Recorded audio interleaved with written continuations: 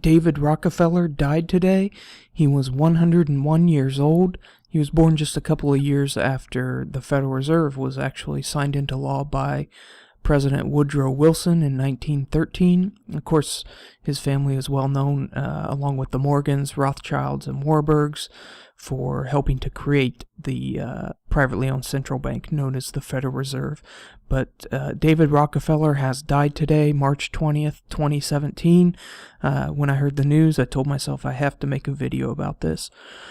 I read his book, Memoirs, that came out a couple years ago, and there were two quotes from it that I'd like to read to you.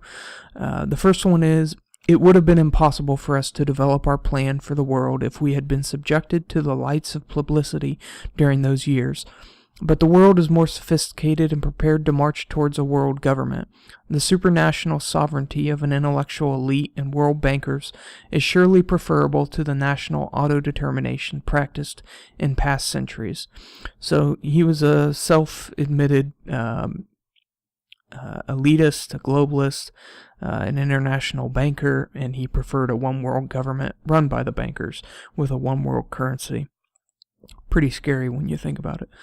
The other quote is, quote, "Some even believe we are part of a secret cabal working against the best interests of the United States, characterizing my family and me as internationalists, conspiring with others around the world to build a more integrated global political and economic structure. One world, if you will. If that's the charge, I stand guilty, and I'm proud of it." So he was unashamedly and unabashedly a globalist, an elitist. And his family, of course, whenever you bring up the name Rockefeller, it's often heard along with Rothschilds, Morgans, and Warburgs.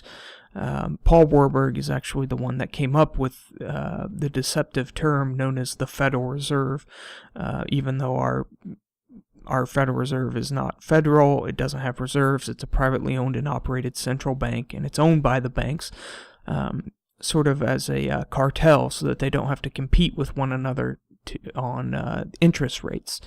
It also gives them control over the money supply, so they control the price and the supply of money.